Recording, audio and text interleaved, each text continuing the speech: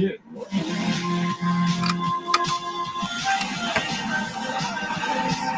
the halftime show also expected to have some twists and turns this year.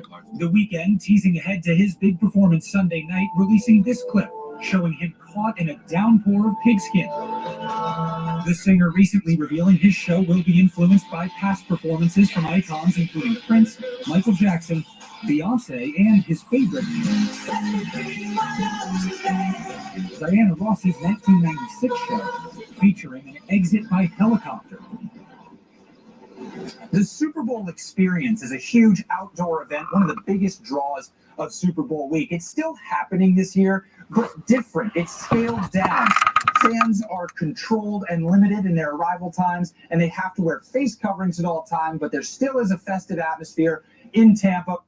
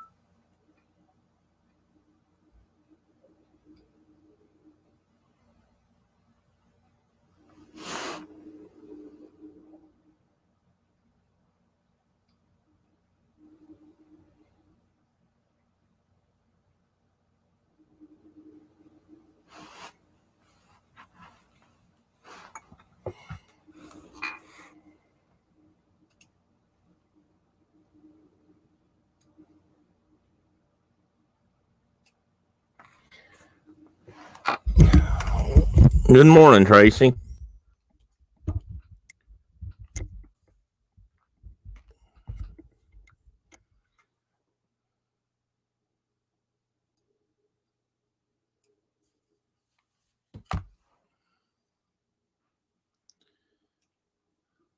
Can you hear me, Tracy?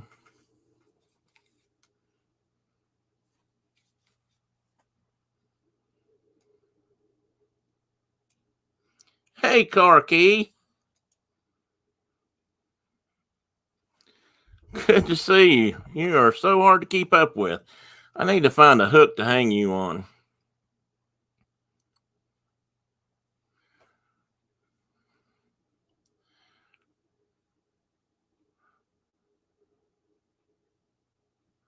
Tracy or Carol, either one or both of you want to join me online, I can send you a link, I think.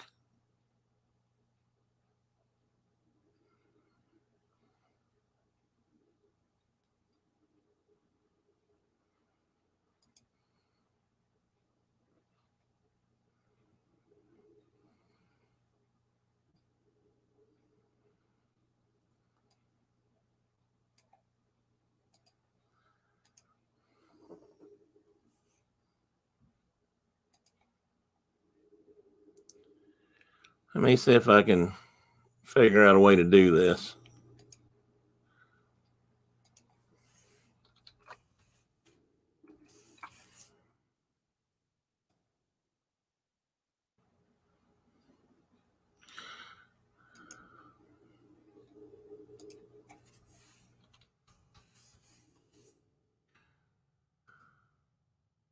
Okay. There it is.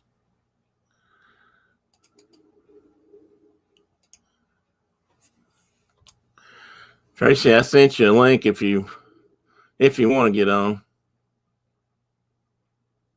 Oh, okay, I see you're busy. Okay, no problem. Whoa, what happened to everything? Nope, it's back. I figure won't be many people around today. There's a lot going on. I think Carlos just came on, and I know Melissa's in the park, and I think there's a big crowd coming in later to the park. I know James Ryan's down there, and Kelly Navone may be on too today. I'm not sure. That's okay, Carol. You can be camera shy. I won't tell anybody. How is everybody today?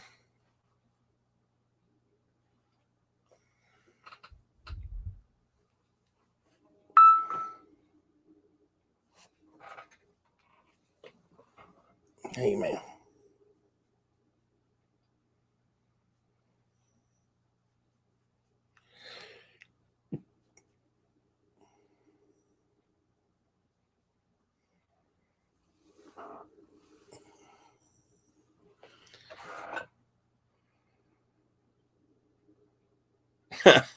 Well, that helps Tracy get going. I've had maybe half a pot so far. Karki, I can't remember. Are you in Michigan? Has it gotten down to single digits down there today? Oh, gosh, come here. I think we're in the 30s today. Maybe, let me look. It may be in the 20s. That's 37. So it's not that bad. In fact, it may have warmed up a little bit. I think they're calling for snow tonight, though, or in the morning, but it probably won't amount to anything. Maybe in the mountains, but down here where I'm at in the valley along the river, it won't be. It won't amount to much, I don't think. I wouldn't mind if we did get a decent snow, but that just doesn't seem to happen very often. 14, well, that's chilly. Probably not the coldest you see up there, though. I don't know what you've had this year, but are you near the lakes, or one of the lakes, I should say? I guess technically you're near the lakes, regardless if you're in Michigan. But are you close enough to? I would say see them every day, but I just wonder if they're what's frozen and what's not. I saw something on the news last night where some lake somewhere up there, and it wasn't one of the Great Lakes, I'm sure, but the ice had broken up, and they had to go rescue about 30 or 60, I can't remember, ice fishermen that were floating out on an iceberg. I think that'd be a little bit scary. Of course, I can't imagine ice being frozen that thick either.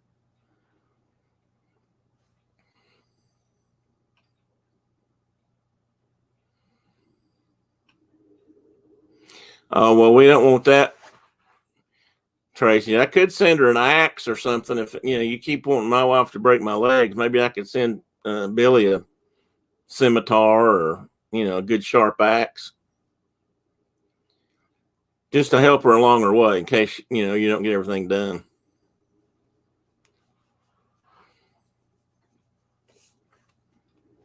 Anyway, be safe out there, Tracy. Talk to you later.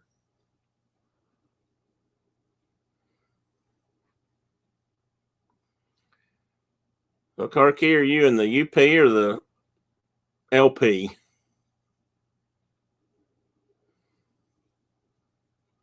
Well, Carol. I can call you Carol, I guess.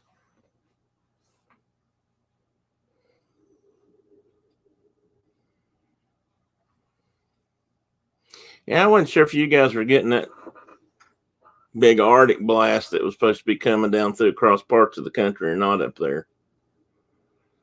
Or, of course, you may still get it, for what I know.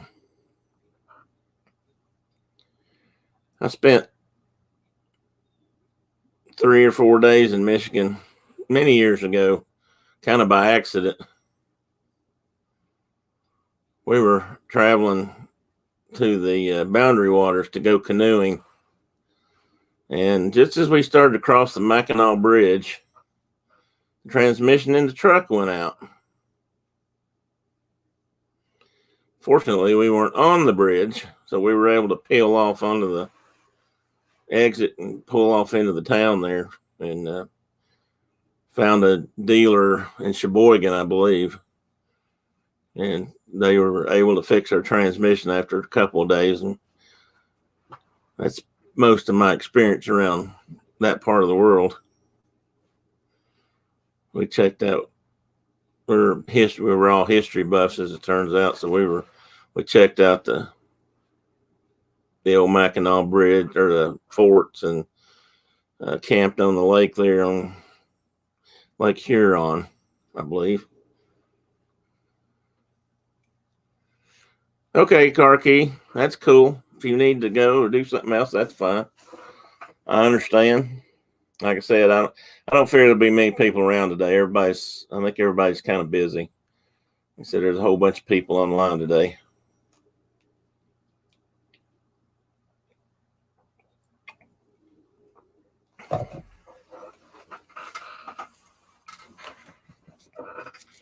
I'll hang around for a little while. If nobody else shows up, then I may shut it down early and go watch somebody else's live stream.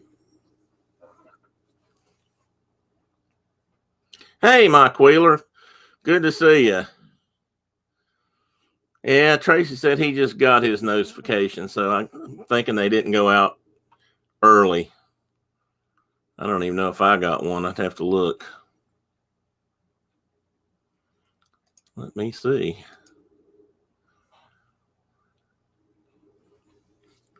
I don't think I got one. But maybe I shouldn't. I don't know. I don't know how that works. Got up early this morning to make sure everything. Last week I got up a little bit later than normal. And got on and nothing worked. I had to not just reboot, I had to reset my computer. I had to get, I don't even know the right word for it here. It had to be rescued, let's put it that way. Dell repaired software, had to kick in and fix a bunch of stuff. So last week I got on and couldn't do anything, and anybody that was here had to, leave. So okay, Carol, when you pop back in, just let us know. And Mike, I was just saying, I don't know if you were in here or not, but I think there's a lot of people on today, so I'm not really expecting a lot of people. I didn't talk it up or anything this week, really tell many people about it. So I know Melissa's on right now. You were over there a minute ago. Oh, excuse me. And Carlos just popped on, I think, and I think there's supposed to be some other folks on here in a little bit. You probably know. I thought I heard that there's a big bunch of people getting together today at Epcot, maybe, or maybe the Magic Kingdom.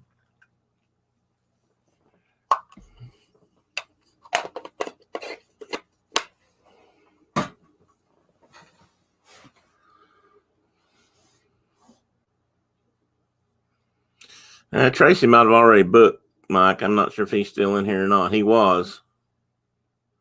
Okay, yesterday was Epcot. Okay. Looks like Melissa's on the Jungle Cruise. I'd like to be on the Jungle Cruise. Yeah, I think I saw James post. I think I saw that he was at Jungle Cruise. I think he posted on Melissa's stream, maybe. Yeah, I forgot Karen was down there too.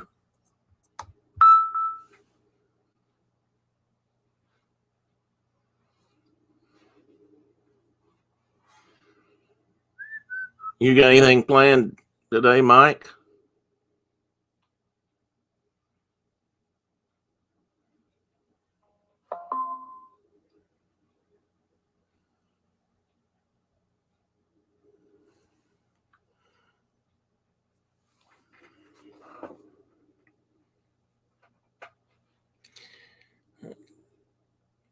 I'd like to be on Jungle Cruise or Pirates too right now. Man, it's been too long since I've been down there.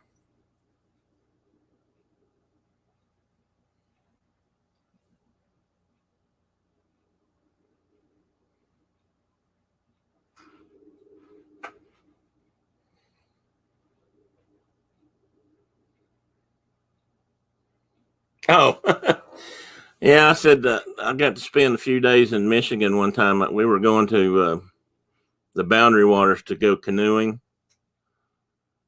And just as we started to cross the Mackinac Bridge, our truck broke down. The transmission went out. Fortunately, we weren't up on the bridge, and we were able to coast down into the town of Mackinac and found a hotel room for the first night, and actually got somebody to tow our truck and took it to Sheboygan, I believe. And we ended up spending a couple of days just around Mackinac City. Checked out we're all history buffs, so we checked out the fort and some of the other stuff there and went over to Mackinac Island, camped on the lake shore of Lake Huron, which was really cool. I'd never been to the Great Lakes, so I was impressed, to say the least. I'd never been on a lake where I could look out of my tent and see what appeared to me to be an ocean-going vessel, cruising up the channel of the lake. So that was where I saw black squirrels too. We don't have, my understanding is they're just black gray squirrels technically, but we don't really have black squirrels down this way. We have an occasional albino, but not very many, not black ones. So I thought that was really cool. But we spent a couple, 3 days there, spent a bunch of money getting our truck fixed, and then went on up to Minnesota. Well, you listen and don't worry about speaking or typing, Karki. I would not want you to crash on my account. Oh, Mike, now I don't remember what I saw. Oh, I might have just asked what you had planned for the weekend or today, if you had anything going on besides, YouTube or internet stuff.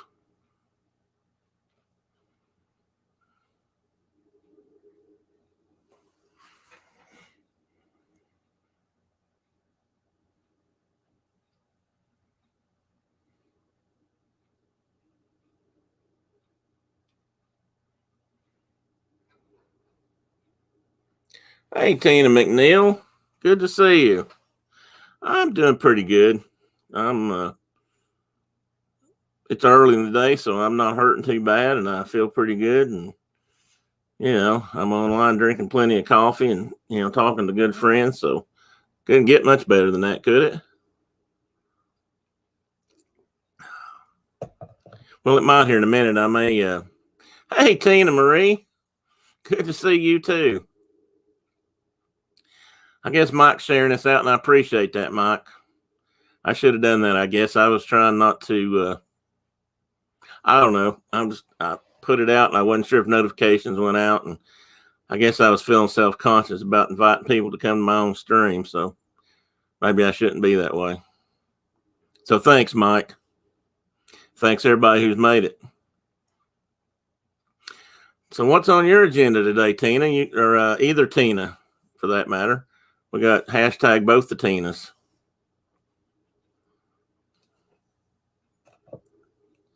I was going to make some Irish coffee this morning, but I hadn't got around to that yet.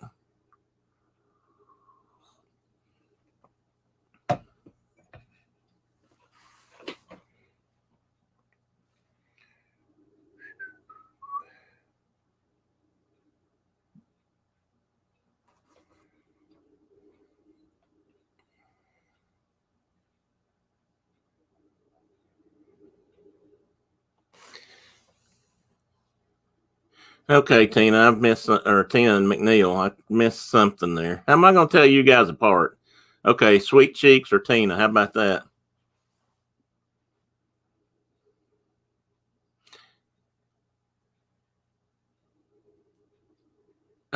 Fun shenanigans later. So is shopping fun?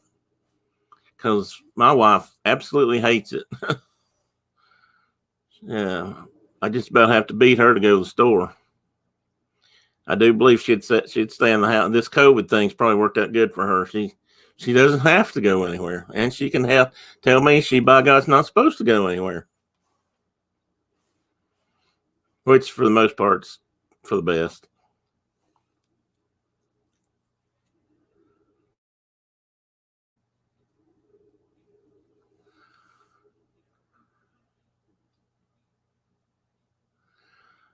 Mike, I know you have some plans, at least to be online. You're going to have to do another stream, buddy. T1 and T2, okay. Well, you'll be T1, Tina McNeil, because you got here first, and Tina can be T2 today. Or we could say thing one, thing two. Tickle me, Tina. I'm going to assume that's T2 then. Mike, Tina Marie. It'd be Tickle Me, Tina. That's kind of funny.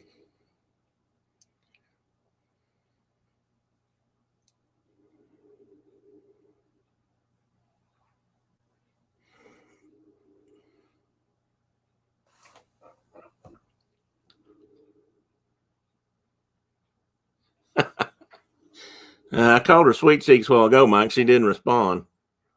Maybe she'll respond to Tickle Me, Tina.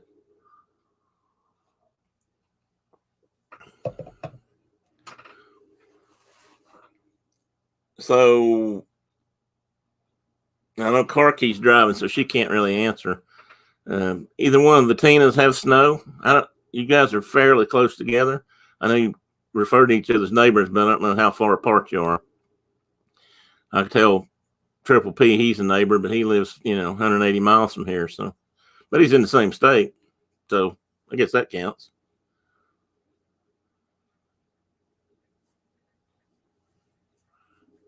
She'd be all right. T2 will be okay. Trust me, we're not going to treat her near as bad as Tracy Glenn would if he was still here.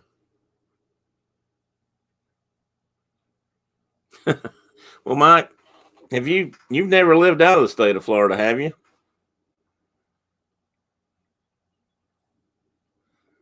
I know I'm pretty sure you told me you were a Florida native.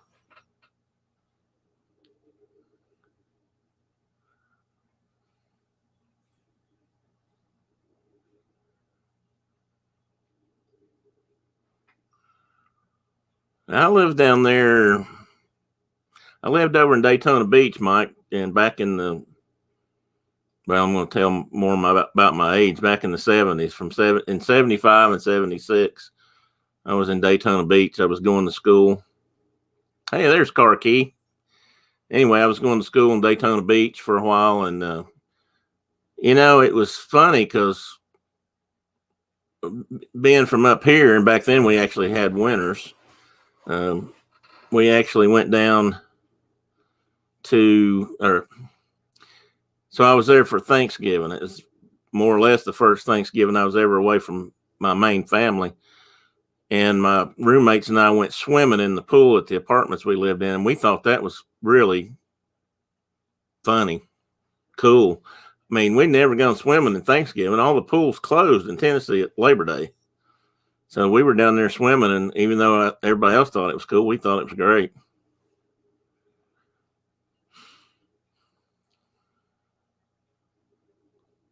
I wasn't sure how much snow you guys had. It's been weird. I mean, you guys, I think Tina told me she didn't have a lot of snow. And yet, south of her, or south of you guys, down towards the city, New York City and such, they had a lot of snow. It was really strange how it was split. And here, we had virtually no snow. But up in the mountains, a few miles from here, they had quite a bit, and over in North Carolina, over to the east of the mountains, they had snow. So it was just kind of strange the way it worked out. We haven't had a big snow, and I can't remember when.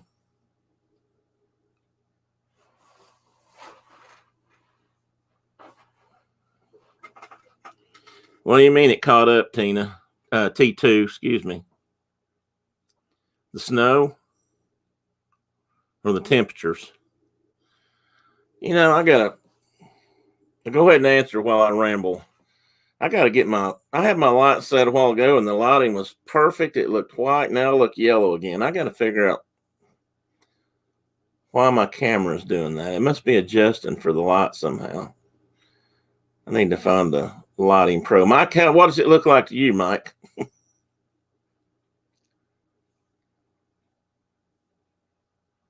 No, I'd say that's not Tina. T1. You guys are probably used to getting a lot more than that.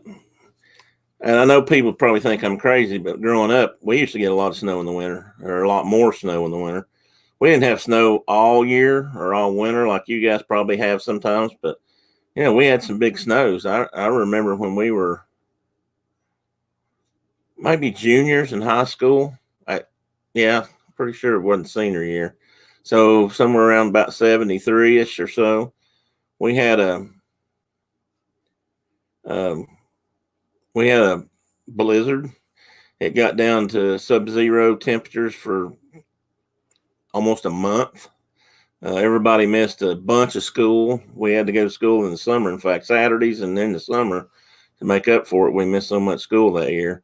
I had a paper route, so I had to get out and deliver papers regardless. And seems like it got down to at least 18 below for a few nights. I worked for a guy that hired on to thaw water pipes in the city of Jonesboro, the little town where I grew up or went to high school and stuff. And we spent days and days out in that sub-freezing weather or sub-zero weather trying to thaw out people's water pipes with a big electric generator or welders. And anyway, that was some winter. We never had anything else like that. I mean, and since then, it seems like we've just had less and less and less over the years. When I lived in Nashville, snow was a very rare thing. Occasionally, we got ice storms, which really sucked. But, you know,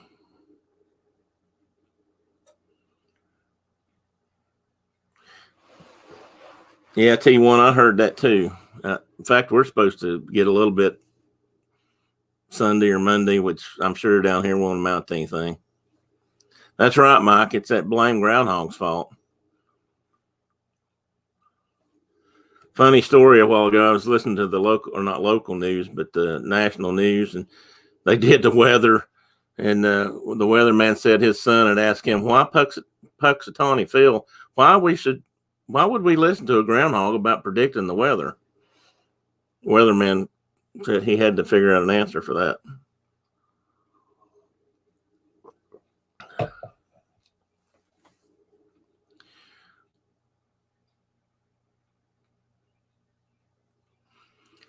It's been kind of a dreary winter, though. I mean, we've had some cooler days and a fair bit of rain and such as that.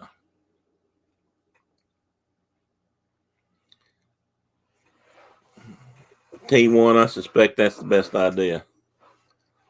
Or maybe read the Farmer's Almanac. It tends to be probably as close as that groundhog will ever be. Isn't it funny, though, how that groundhog, what's the right word, legend, has lived on all these years and has actually become a pretty big deal. I was listening to, turns out that Brandy and Dave used to actually live in Punxsutawney. And they said growing up, nobody talked about Groundhog Day. And then somehow it became in their town, like a national holiday. And the whole town sort of grew up around it after that. And in fact, they were commenting on the fact that nobody could be there this year. And it was really going to hurt the town's economy.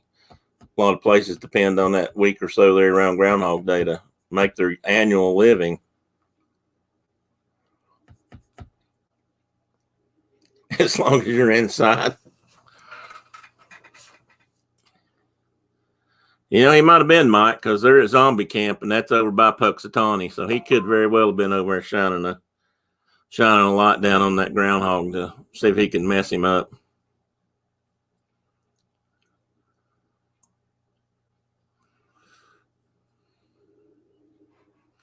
Yeah, I remember it being overcast a few times, and they said he saw a shadow. I've always kind of wondered how that happened. I suspect it has more to do with camera lights and flashes and all that. If he turns around and runs back in his hole. That's right, Mike. That's where I learned it too. I didn't realize they actually grew up there, but I knew that's where the zombie camp was. It was Mike.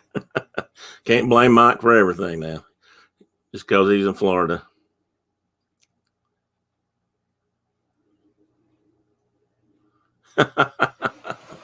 That's how it works, Mike. I've actually been down there when they were doing that. Of course, I may have seen you perform years ago, Mike. That's back when we went more regularly, was when you were still working down there. And I've often wondered if I saw you go dancing by in a parade or marching by, And I can remember several times when we were down there between Thanksgiving and Christmas, watching them film the Christmas Day parade and the Christmas Day festivities. That was pretty cool. Okay, who likes my, how to do this?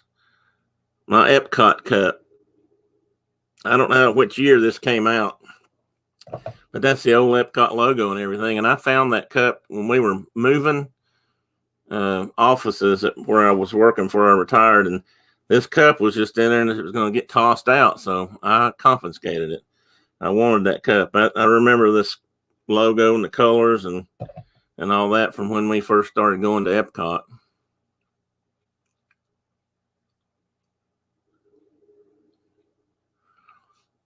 Well, 2006 and 10, yeah, I was down there some during that time.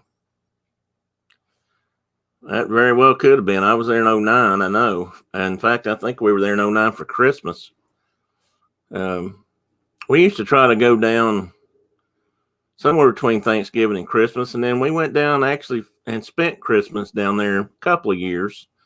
The only bad thing about that was it's always more expensive doing that because it was a peak time. But we really enjoyed it. I mean, it's, I'll have to admit, it's fun to have Christmas at Disney. You get to kind of let them do all the decorating, and you just get to have the fun of the season. Yeah, we did too, Tina won.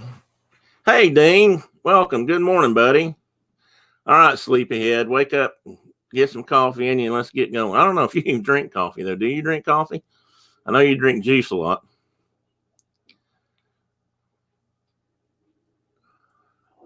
What was I going to say? Oh, one of the neatest things we ever got to do, and I don't know if you guys stayed on property or didn't stay on property, but you can tell me. But we went down to the Wilderness Lodge one year for Christmas and got a room, and I believe I had asked at that time. Wilderness Lodge was just 2 or 3 years old. This was in the 90s, late 90s. I think they opened in 95, I believe, 94 or 95. And they had what appeared to be an observation deck on top of the hotel. And since I knew the Contemporary had that, we'd been up there many times. I just went and asked. I said, is there an observation deck upstairs? Can you go up there and look off? And they said no, but they did a thing there every morning when they raised the American flag. They went up and let some of the guests go up and help do the flag ceremony. So I thought that would be really cool. Now, mind you, this was Christmas morning. My kids were teenagers. I'm not sure exactly how old they would have been then. 17, maybe. Wait a minute. No, they might have been a little bit older than that.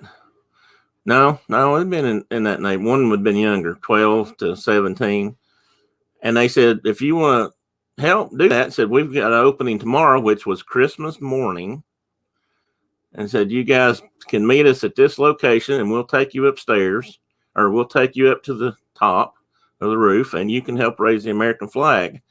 And they were supposed to take pictures and give us pictures of all that. And I said, you betcha, we want to do that. Because I asked them, I said, I was doing a lot of photography back then. I said, can I take my camera up and take some pictures while I'm up there? And they said, sure. So they took me upstairs. We got up. The kids were about to kill me because we had to do it at sunrise. And Christmas morning or not, they didn't want to get up early. And so we met this host from the hotel, and he took us. We took an elevator up to maybe the 6th floor, maybe the 7th. I'm not sure. And then from there, we had to go upstairs, and I think even then, the top floor in the hotel was the high dollar rooms. I don't know if they were reserved for anything special, but they were the bigger suites, and you paid a lot more, concierge area and all that. But anyway, we went up through that. They took us up a bunch of stairs, and it was cool because you could look down in the middle of the lobby, and I loved the lobby of the Wilderness Lodge, and took us upstairs, and we got to raise the flag. The guy who was doing it wasn't the regular guy, and he had just a little disposable camera, one of those things in a box, and he took pictures, but we never did. He messed them up, and they never did come out, and they apologized to us for that. But we got to go on top of the hotel and stand up there and raise the flag and do all that stuff, and that was really cool. I don't know if they still do that or not, but we enjoyed it. We got to do it at least. Leanne Sherbeck.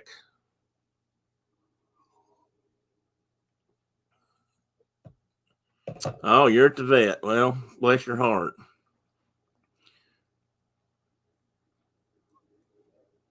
Is your dog doing okay, Leanne? I didn't hear the whole story, but I knew something was going on.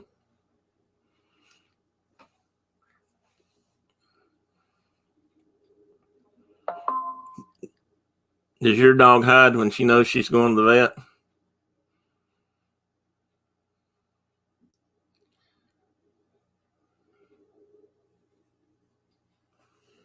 Well, Leanne, I wish you could join us, but good luck with the dog. I know my cats don't like to go to the vet. I mean, I don't know how they know that's where we're going, but they seem to always know.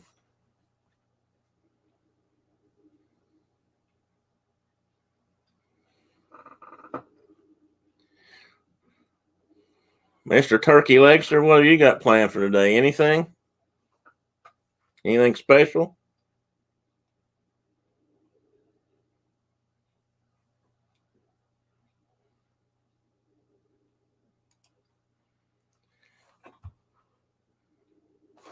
Well, since we're talking about vets, I don't know if any of you guys ever watch dog or cat videos on YouTube. Maybe we all do. Maybe we do it in the closet, but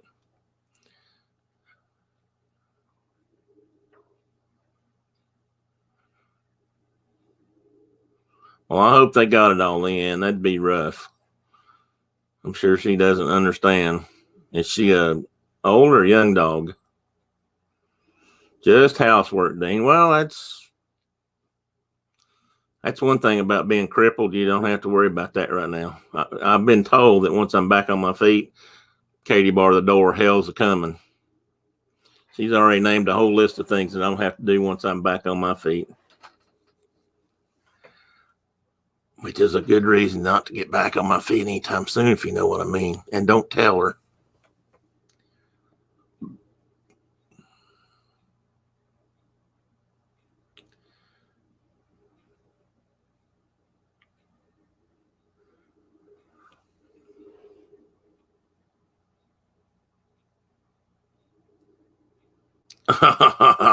Get her a hamburger, or maybe not a McRib, but they may not even have those now, but she probably doesn't need that. But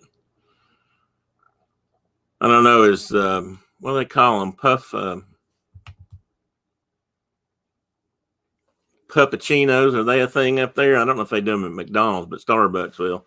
You ask for a puppuccino and they give you chicken nuggets. Yeah, that'd be perfect. They give them a cup of whipped cream for your dog. My daughter she gets them for her dogs. They love it.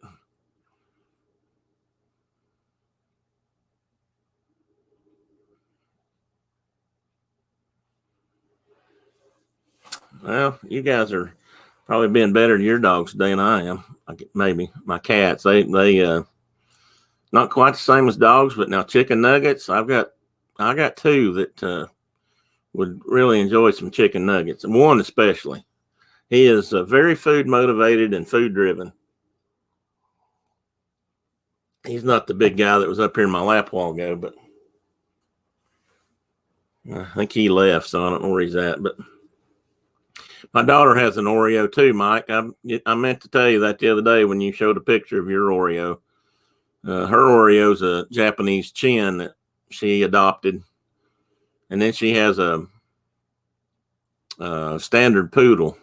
It's a different color than anyone I've ever seen. She's kind of a brindle color, sort of like a pit bull or something in a way, but she's purebred, and my daughter is a dog groomer, and she's been wanting to get a poodle or something like that to use for grooming and do some tricks and that sort of things with her. So now she is working on that.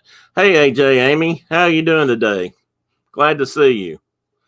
Mike, I owe you a big, buddy. You've sent stuff out and people showed up. I really appreciate that. I've got to learn to do better. Pearl, oh my God, you're up. Bless your heart. Last week you got up real early and I couldn't be on. I felt so bad.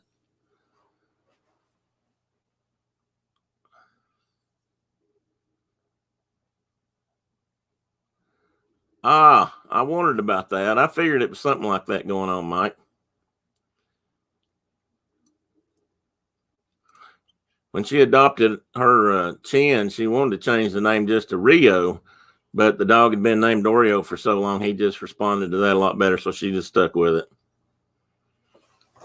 How in the world are you, Pearl Manhattan?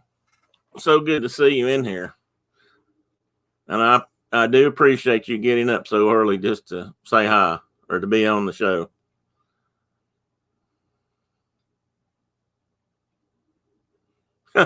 Yeah, I missed James today. I was kind of hoping he'd be here to lead us all in some show tunes. Last week, he was pretty entertaining in that regard.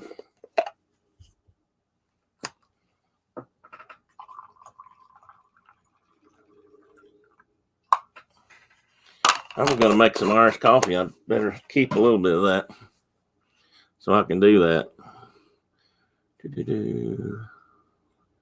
What did you say, Amy? Let me see. Don't know what you meant by the day. Yeah, he is. I saw him a while ago. I stepped into Melissa's stream for a little while, Mouse Talk, and he was on there. And then I saw on the live stream a few minutes ago, Karen Cook was on there, so I assume James was around somewhere too, because I think they were together at that point. No, he's got better things to do today, Tina, number one. I don't much blame him. If I was down there, I'd probably be hanging out with that too.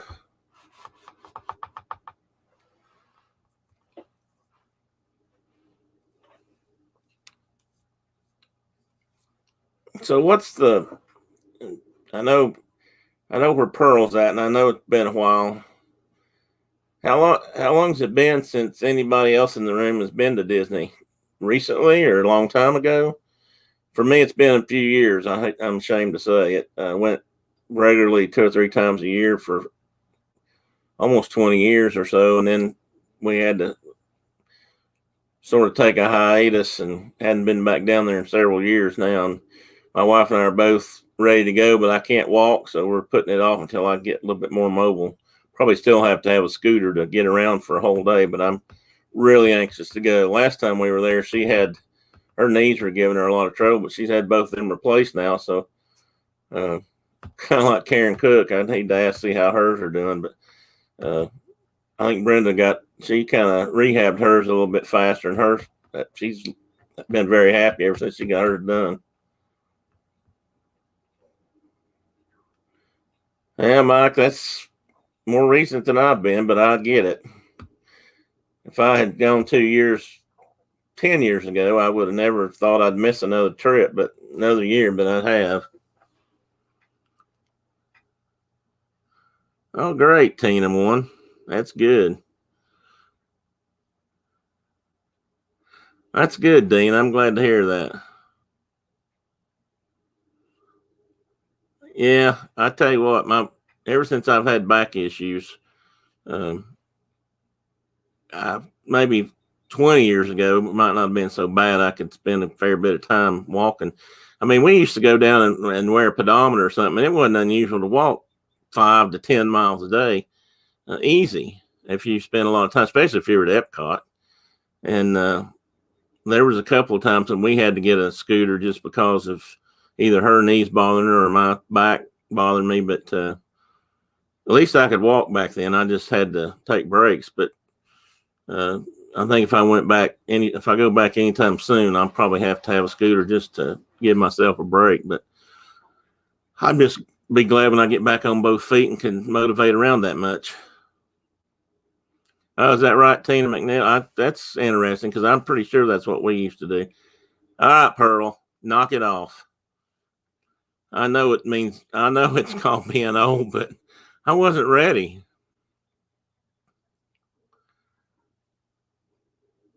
That's interesting, Mike. Is that the long way around by Germany and all those, or that would have to be? Surely it's not that far if you go around the bottom.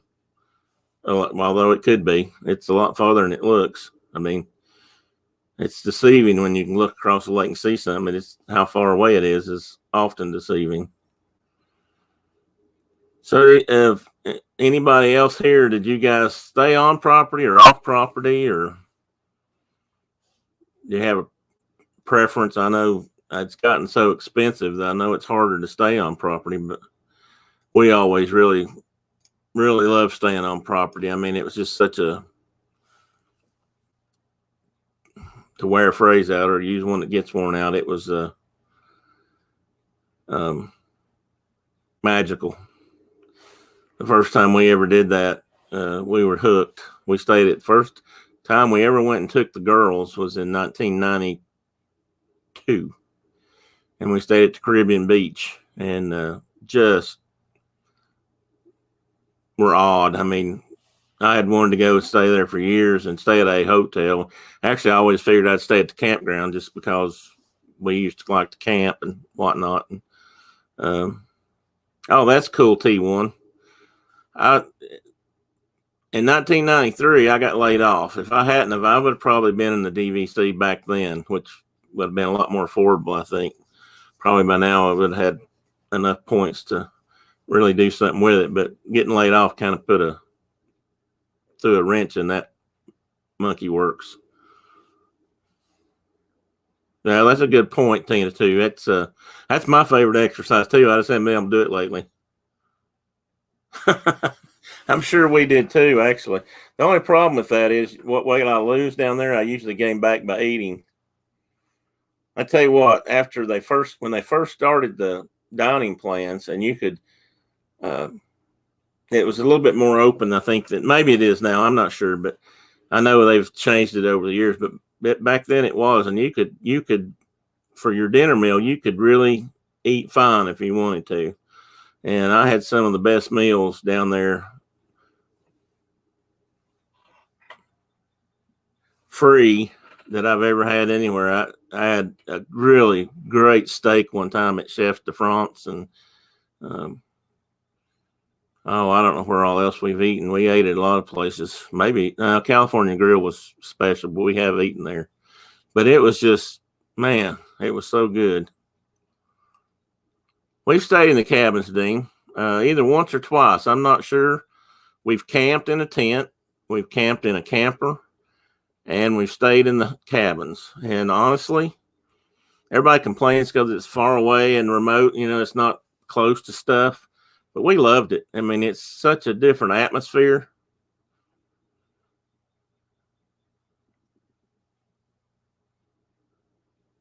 Oh, that's interesting, Mike. I never thought about that. Anyway, I don't know. We love the campground. And honestly, I'd go there today if I had a camper. We've thought about getting one just for that reason, or part of the reason. And I don't know. It was just, like I said, it was relaxed. Now, the girls, when we stayed in the tent, the girls weren't as happy about that. They would much prefer to be in a hotel room. But now, Mike, is that a straight line as the boat goes? I guess it would be, because that's what you said, the boat. The cabins are nice, Tina, because they're very roomy, and they're quiet. It's quiet in the park. The only time we were ever disturbed staying in the campground, that's a good point, Dean. The only time we were really ever disturbed staying in the campground was one time. We were in a tent. My wife and I were there. The kids weren't there that time. And in the middle of the night, some kids were driving golf carts, and they ran right by our tent through the grass, through the woods where they weren't supposed to be, got in the mud, and were just raising hell. And I was ready to go out and beat them with a big stick, but with I think the campground, there's some cast members came around and apologized later, but never really found out who it was, but they got in a lot of trouble for that. I understand that, Tina one, but something that's kind of interesting, the campground bathrooms, as far as a campground goes, are probably the nicest campground restrooms I have ever been in my life. I mean, they're just immaculate, or they were back then. Everything was really clean, really well done. Not completely private like it would be in the cabin. Yeah, that's Pearl. That's true, but I must be an oddball here, because even though it takes longer to get places, either from the campground or riding a bus, we used to do it a lot. And honestly, once I got to Disney, I didn't really care. I mean, it just, I'd rather be in the parks. And it's been a while since we've been there, so things might have worked a little faster. But, the first thing I wanted to do if we drove down was park the car, get out of the damn thing, and never get back, and not get back in it until I had to go home. And if it took me a little bit longer to get somewhere, that was fine. I mean, it just took longer, because the end result was excellent. Where you ended up was the campground or the Magic Kingdom or Epcot or Animal Kingdom or Studios. I mean, beats the hell out of going to the grocery store. I'm sorry, pardon my language. Yeah, they are, Pearl. It's I got really sick one year when I was down there, and I don't know, that just having a clean bathroom to spend time in when you're not feeling well was a good thing. Oh my God, Karki, you were? Oh, in October. And we were there in March. I think we went down actually then when my girls were on spring break, I think. All right, Mike, I'll see you later. And I really appreciate, brother, for what you did this morning and sending out some notices. I really, really appreciate that. I'm still learning. I guess I need to have my butt kicked. I should have done that. I feel bad about self-promoting, I guess you could say. And I didn't do it this time, and I should have. But I really appreciate it, Mike. You have a good day, buddy. Was that Carol, was that your first visit by any chance? Or not my first visit, but it's my first stay.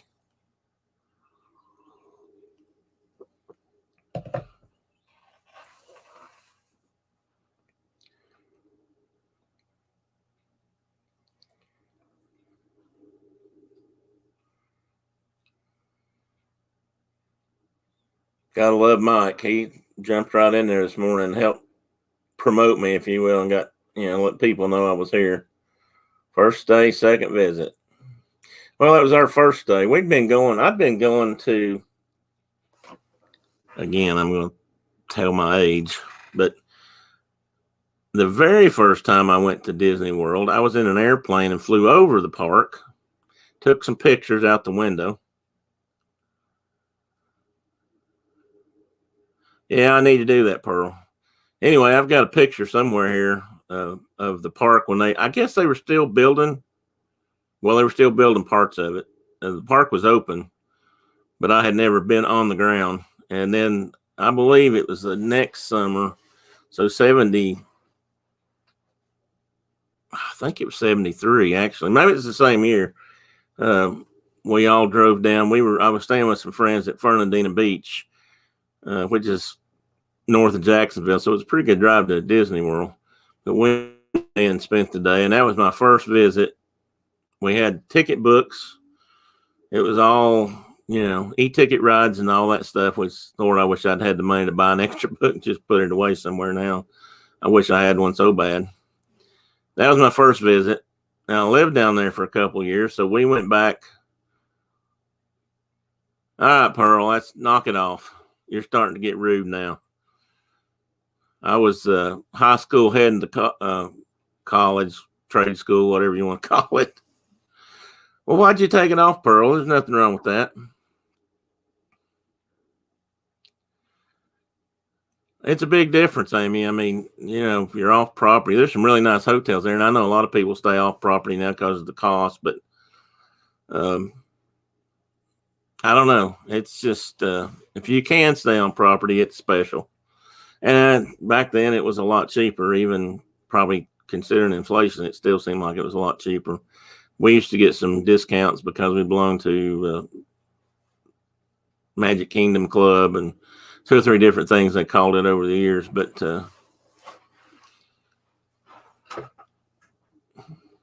it was, anyway, that helped a lot. I can remember when we go to and it's still a lot of money, but we could regularly get rooms at the Contemporary for, $150 to $180, much, much cheaper than it is today. We stayed there several times, actually. That's for sure. In fact, we were there in 1993 for the Vacation of a Lifetime. And we were going to be there for almost 2 weeks altogether. It was, hey, pass holder pair, good morning. And we'd been there about 3 days when I got the call that said I'd been laid off. They'd come in and shut my company down, and I was no longer employed, or at least not full time. I had a little bit to catch up on when I did get back, and we'd already paid for our vacation. It was paid for in advance, so we just said, crap, heck with it, we're going to stay. They put a damper on things. I'll admit I wasn't as much fun probably as I was before that happened, but we stayed and just spent the time down there and came back and figured out what was going on in our old world now. That was back when I was still working on airplanes.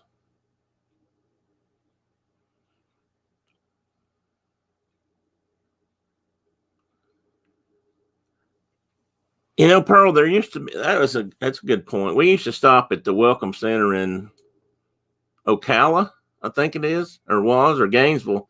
There was an exit there that had a big Disney Welcome Center. I think it's long gone. I think they closed it out years ago, but we used to always stop there on our way down. That was just one of the things we did. And, it was one of those milestones, if you will, on the trip that the girls look forward to. We always knew when we were there, we weren't too far away from Disney World.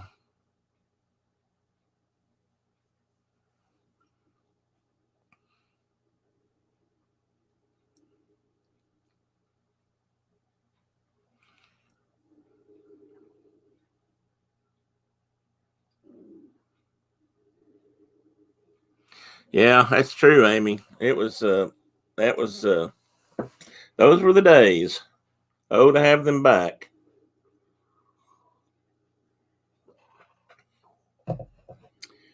Yes, that's correct, Pearl. They sure did. So was that Welcome Center anything like the one on I-10, or was that the state Welcome Center along the interstate? Because we used to stop at that one too, coming down right after you cross the Florida line. Had to get orange juice.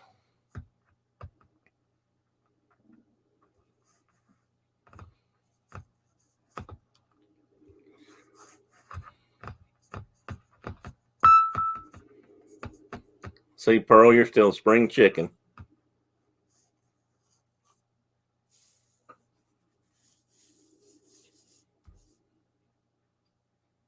See, now the color looks better. A little bit, anyway. My white beard is washed out.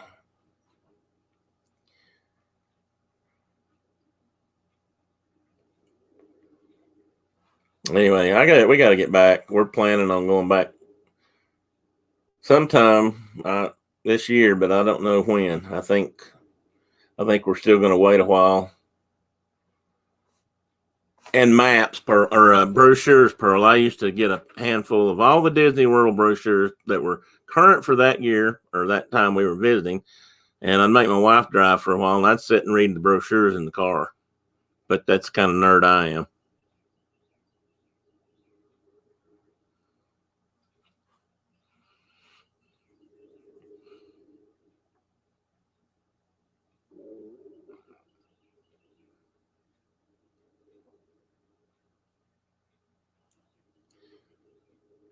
Trying to catch up on the chat here just for a minute, see what I've missed or haven't missed. Pearl's age. hotels and discounts, or orange juice and discounts. Looks like I'm caught up. Yeah, me too. And I'm pass holder repair. Here's the nice thing about this group and YouTube. For a long time, I felt like I was the only one. I didn't know anybody else that was as nerdy as I am about Disney. My wife was a great fan. She wasn't, but she was, a little bit more grounded, I suppose. But our families never understood why we went to Disney World. They wouldn't, they might go once, but they didn't figure they'd ever need to go again. They never understood. My personal feeling about that is you got to believe, and you got to believe in the magic. And if you do, then, it's just, there's no place like it. And we just love to go. And now that I've virtually met so many people online that are the same way or more so or similar, it's kind of nice. You can say these things and people aren't, that on the other end of the screen, they're not cocking their head and thinking, God, what a nut.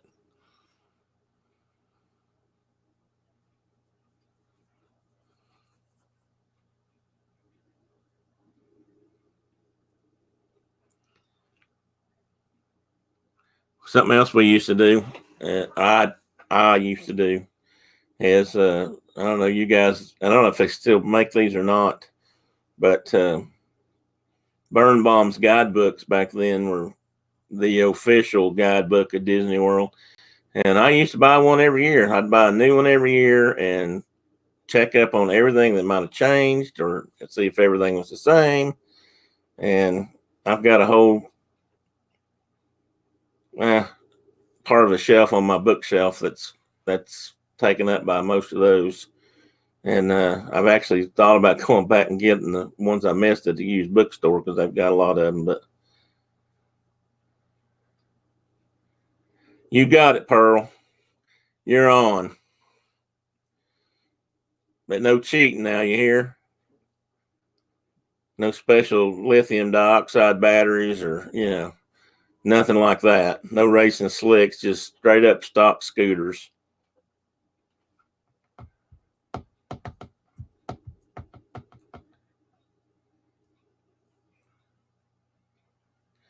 Yeah, I do too, pass hole repair. I have to admit, I watch them almost every day.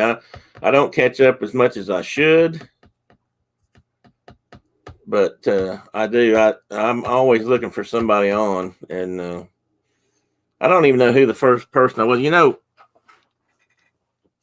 few years back, probably 10 or 15, I used to hang out, or we used to visit the DIS boards, DIS board. And that was as close as we got to a community like there is today. I don't even know what YouTube was doing back then, but no modifications, Pearl. No cheating. Hey, you'd probably beat me anyway. Just if nothing else, you'd have to spot me a few feet. Give me just a tiny head start. I'm older. Maybe you'd feel just a tiny bit sorry. That's right, Dean. The pixie dust has got to reach your soul. If you don't let it, then you're missing out. Good point. Good way to put it. Anyway, we used to visit the DIS boards and read a lot and talk to people about it in that way on the forum. But it's different, than now when we can get online and talk to people live. People that are, like I said, that are just as nerdy as I am, or we are, or whatever the case may be. And I don't know. It's different. It's a game changer, really. It's made a lot of difference. I know in my case, since I retired or had to retire, I've had more time to do that, and it's really helped me kind of get through some not the greatest times.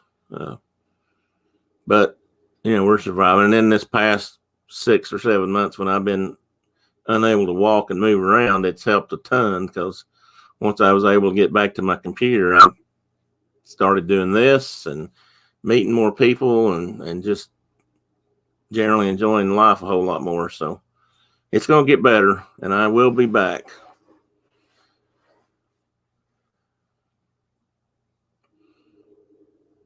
Oh, you too, Tina McNeil.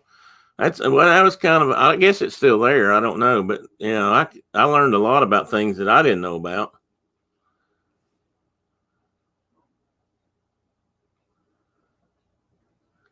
I agree, Pearl. I think I was trying to remember the other day who we talk about it sometimes, or different people do, what got them started streaming or live streaming or even vlogging Disney. And I can't remember if it was Resort TV 1 or Corey Meets World that I first came across. And that led me to one, to another, to another, to another. But I agree that it's a good live stream from the parks is a healing thing. There's no two ways around that. Bye, Amy. Thanks for dropping in. I appreciate it, and see you again soon. I hope. Have a good day.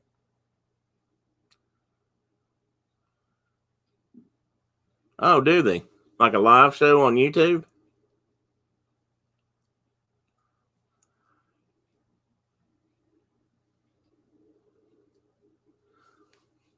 That's interesting, Pearl. The fireworks, I guess, the music and the colors. What part of that really worked for you? And I'm glad you found something. Can't say I've totally been there and done that, but I've definitely been in some dark places over the years that they really helped a lot, or it helped a lot.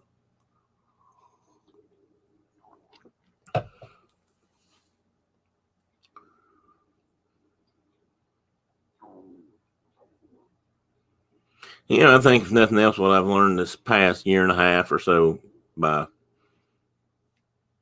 getting involved in this community is that there's just a lot of other good people out there that care about each other and don't have a problem talking about Disney and things like that. My goodness, I guess I didn't get enough sleep last night. Then again, I never do. Okay, Tina, thanks. T1.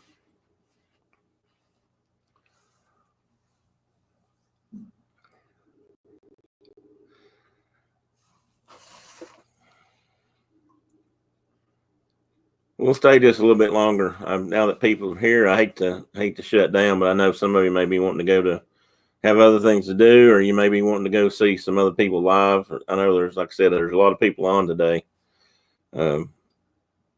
I didn't realize that. I kind of took this time slot or started using this time slot because it's more or less the same time that Coffee and Contemplation was on with Lynn and Josh Triple P. And when they couldn't do it, I had been wanting to figure out a way to get online. So I asked them if they'd mind if I jumped in their slot when they weren't able to stream, and they said sure. And that's sort of how I got into this spot. But it seems like there's a lot of people. I guess I need to follow whatever protocol there is and figure out when's a good time.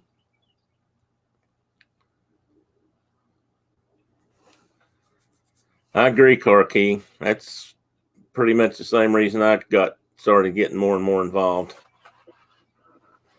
Oh, good, Tina. I like it too. Josh and Lynn I think they used to start at 11, and for me I was already deep in my coffee cups by then. So I thought, well, maybe just a little bit earlier. I hate to start any earlier than 10 because if you're in the middle or east or far west time zone like Pearl, that makes it really early. And so I picked 10, and like I said, for now I'll probably stick with it because every Saturday morning is not quite this busy, but there seemed to be a lot going on today, and I didn't really realize that until. Oh, come on.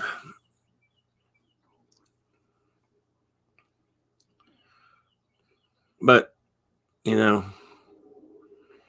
if I don't do anything else, I've got a bit of a gift of gab, so I can sit and talk to people for pretty much as long as somebody will talk back. In fact, I'd probably talk and nobody talking back. I'd sit here and talk to myself. Yeah, Dean, I need to do that. And I have meant to look and just see. Like I said, most mornings there's not as many, doesn't seem to be as many people on. So, well,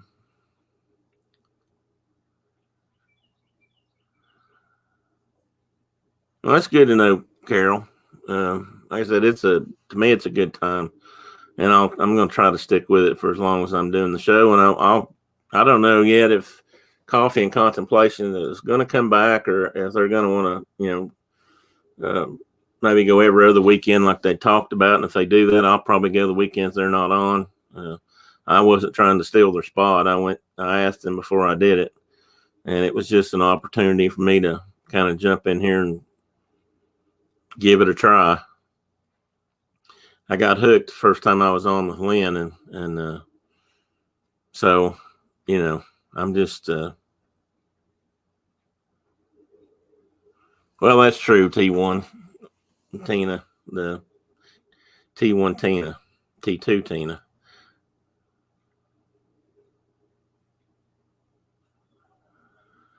Oh, Pearl, I know, I know that feeling. I was a early morning riser for most of my life. I've worked a lot of shifts, but I basically worked 8 to 5 or 7 to 5 or whatever times I used to work, and get up early in the morning. In fact, I used to go into work at 5 a lot, but even on Saturdays, I would used to get up early on Saturdays. Everybody else was in bed. The kids weren't getting up. My wife wasn't getting up. And I'd spend it on the computer doing different writing. I used to do a lot of writing back then in the mornings, but I'd spend time at my desk drinking coffee downstairs early in the morning. And I got away from that since I retired, and I just don't get up as early as I used to. And actually, I don't really like it. I'd rather get up early. I was always an early morning person. I always enjoyed the sunrise and all that. But since I've been retired, and especially since I've been down on my back like I've been the last 6 months, staying up late at night just kind of got easy. And while I don't sleep near as much as I should, I'm usually not quite ready to get up at 6 or 7 in the morning. I got up early this morning, so I'd like to get back in the habit of that.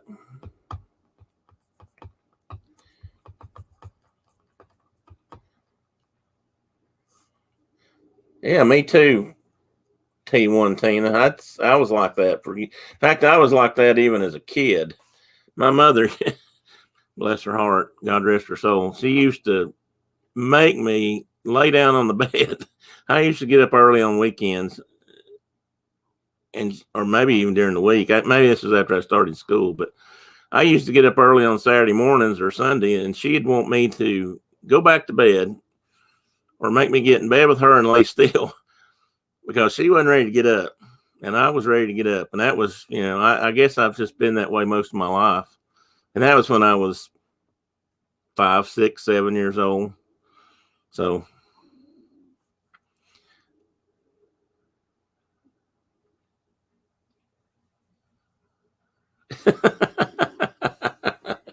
hey, or Carol, just a friend.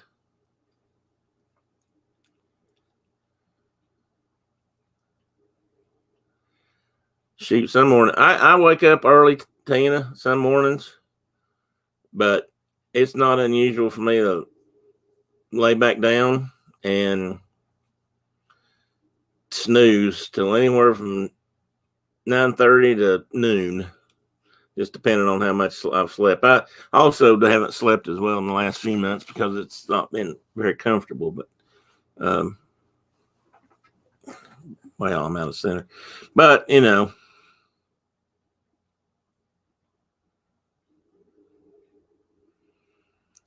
I kind of get that, Pearl. I guess that's kind of how I used to be. I'd much rather be up than in bed. I'd get up, go downstairs, drink my coffee, enjoy my time, or get up and, hop on a motorcycle and go somewhere. Or, I just had things to do in the morning.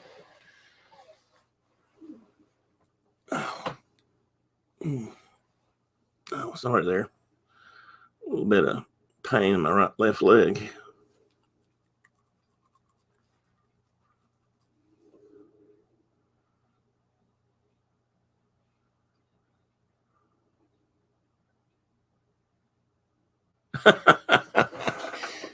Join the club, Carol. I'm sure there's a lot of people that've done that.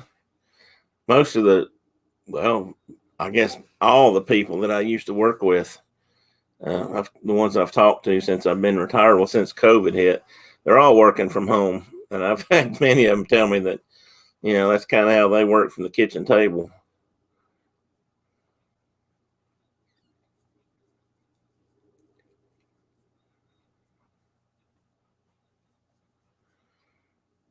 Well, Tina McNeil, I never got that treatment. I had to get up and make my own coffee. Brenda doesn't drink coffee really. Every once in a while, she might drink something flavored up, but I always had to get up and make my own. So, and that's another weird thing. I've been a coffee drinker since I was pretty young, and I've been known to drink a couple of pots a day. And when I worked, I carried a big, can't remember the name of it now, a good thermos that'd keep coffee hot all day. And I was known around work for always having a thermos with me because I always had coffee. And sometimes I'd make 2 pots a day even at work, but I'd drink that whole thermos, which was pretty big. Much bigger than this one. This is what I'm drinking out of now. It holds about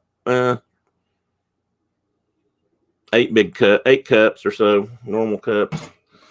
It was probably twice that size, and I would drink that every morning, every day. I'd drink it right up till I came home from work. And I used to drink it at night sometimes. It didn't keep me up. It didn't seem to bother me.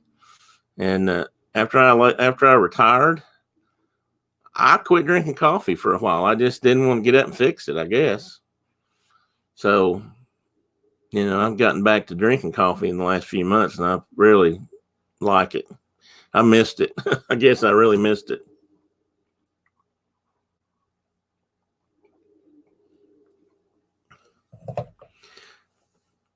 Now, I've always just drank black coffee, so my wife was never interested in that. She'd always have to sweeten it up, or milk, or some kind of French vanilla creamer or something. Now, Tina number 1, be careful there. You never know who's reading. Well, at least he doesn't drink Coke, Carol. Bless his heart. Gotta stand up for a good Pepsi man.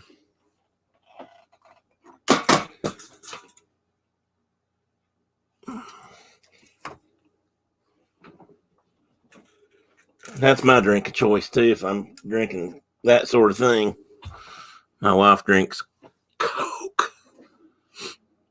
But we always pretty much drank Pepsi when I was a kid. If we had it, it was a really special treat. If my dad brought home a 6-pack of bottles or whatever back then.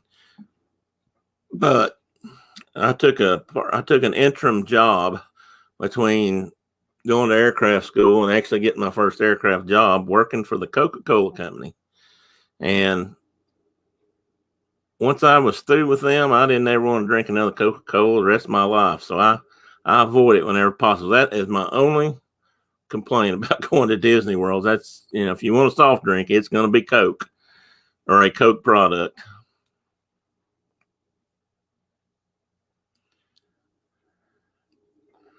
And in fact, when I worked for Coke, I still preferred the other brand. And if you got caught drinking a Pepsi and you were in your uniform or at work, or maybe even if they took it to an extreme, they'd fire you right then and there. I mean, even if you were, I'm not doing it in front of people, they didn't want, you had to be loyal to the brand or you weren't going to be there.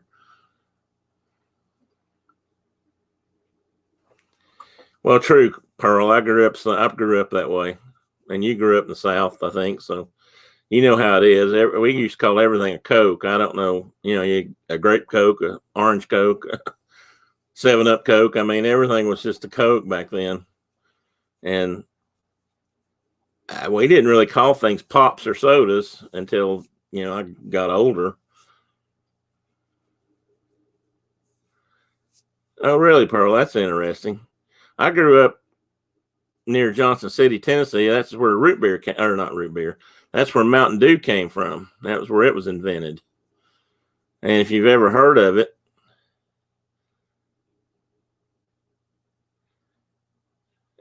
we've taken it in too, Clarky. I usually take at least a 12-pack of Pepsi in with me when I go to Disney World. I don't know if you've ever heard of Dr. Enough. It was supposed to be billed as a health drink. I'm not sure about that part, but it was actually invented by a guy from either Ohio or Michigan. I'm not sure which, but he couldn't get anybody to bottle it. So he came to Johnson City, Tennessee, and the local bottling company bottled it. So it's always been considered the home of Dr. Enough, but I think that's regional. I don't know how many people actually know what Dr. Enough is. Pearl, I understand. I'm not so proud of all of it either. And I'm on the borderline, so I guess I got a little bit of both.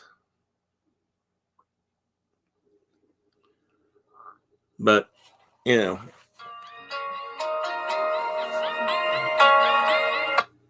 Oh, sorry about that. My phone was on. I didn't realize that.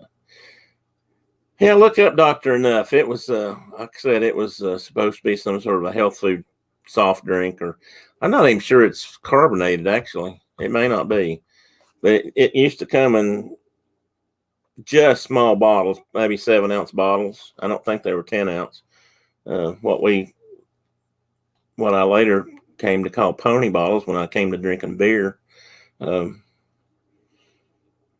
it was in a green bottle, and it was a kind of a lemon lime sort of a drink, but it was different. It was supposed to be packed full of vitamins and just all kinds of stuff. And like I said, it's supposed to be good for you. And I knew people who swore by it. They'd drink a bottle of it a week, or stop by and get a bottle of it by the store just to chug it down. And they thought it really helped them. It's sort of like Vita Vita Vitamix or whatever Lucy was making.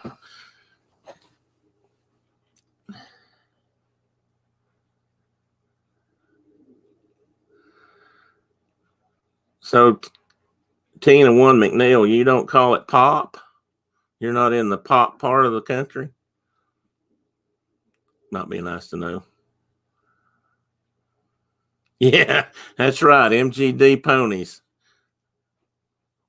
And the interstate. Yeah, maybe. Well, the interstates weren't near my house, but I get I can relate. I'd tell a story, but it's never funny to anybody but me. And it had to do with drinking a couple of beers and eating barbecue and driving down the road in a friend's car. We only had one or two, so we weren't, impaired really. But at the moment, it was the funniest thing I'd ever heard in my life.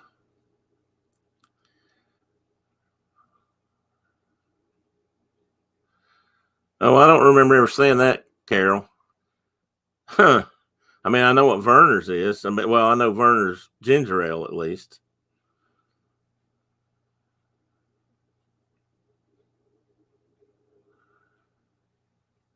I have a story about Coke and Pepsi. I don't know if any of you have ever watched shows about foods and things like that on the History Channel, but there was one on many years ago. It was about Coke and Pepsi and the rivalry and how it got started and that sort of thing. And little known fact, during World War II, everything was rationed, and sugar was a hot commodity. It was hard to get, and it was rationed. And I'm not sure what all they did with it military wise, but I mean, it was used for something else, and it was hard to get.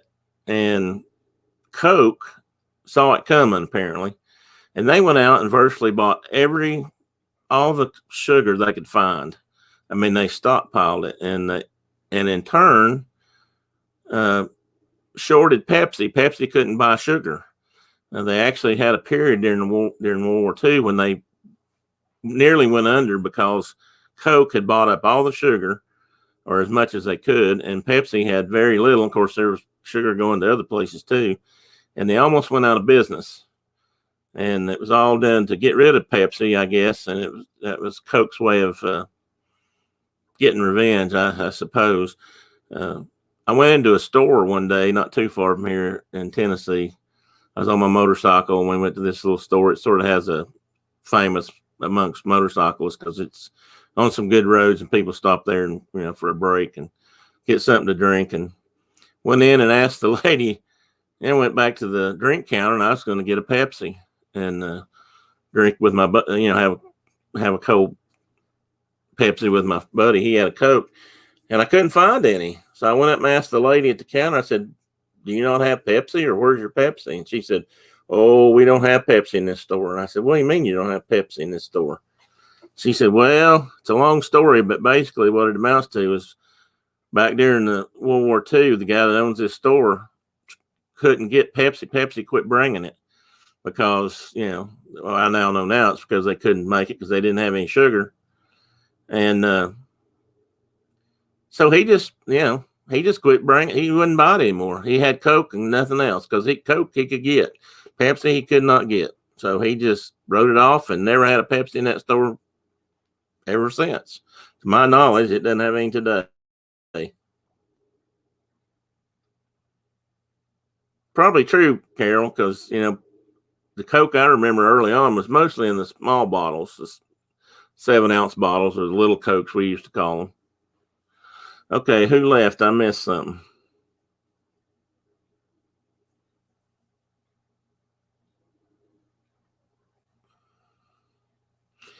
See you, T1. So if Tina Marie's still in here, I can just say Tina now. I won't be confused. And we've been on here for, almost an hour and a half. I guess I better wrap things up here in a minute because I know people have things to do, and I'm just grateful you guys are here.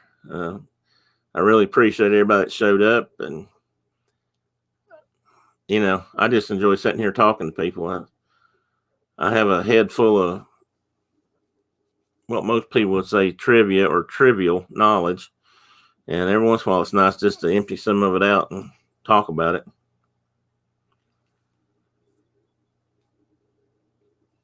When I was younger, Carol, we'd go to the store, we'd walk to the grocery store up the road or ride our bicycles up. Sometimes we would get a Coke, and the little 7-ounce bottles, and I swear they tasted different to me, were the only ones I really liked anyway. So I remember getting those and seeing them a lot. And Pepsi had 10 ounces or 12-ounce bottles, and Mountain Dew was the same.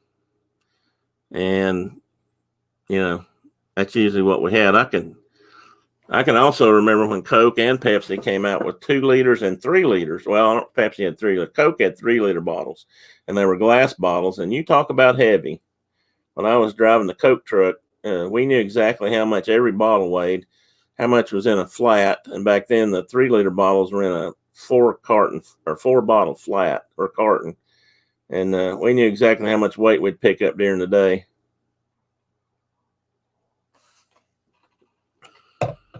Why would you have offended her, Pearl? I didn't see you said anything.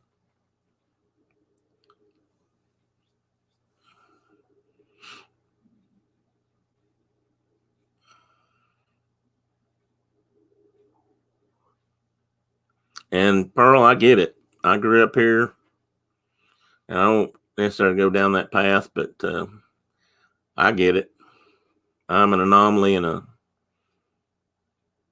well, let's just say you and I probably see things closer than most of the people I live around. I don't think so. I don't think you did, Pearl. I think she had to go, but I will hope not. Yeah. And if you dropped if you dropped bottles off your truck and they broke, you had to pay for them. And I can remember a guy had a door fly open on the side of his truck. We had roll up doors on the sides of our trucks, and a whole bunch of those 3-liter Coke, 3-liter glass bottles of Coke came out and just smashed up all over the road. And It was quite the mess. Other thing that would happen that I never realized was if it got cold enough, if it was below freezing, and you were on the road with Cokes. They used to make open trucks. You guys probably don't remember that. That's before your time, but they didn't have doors. The Cokes were in there and they were strapped in. They would get cold and freeze and start popping the tops off. So you'd be going down the road and bottles would be popping open and spraying out. That was fun too.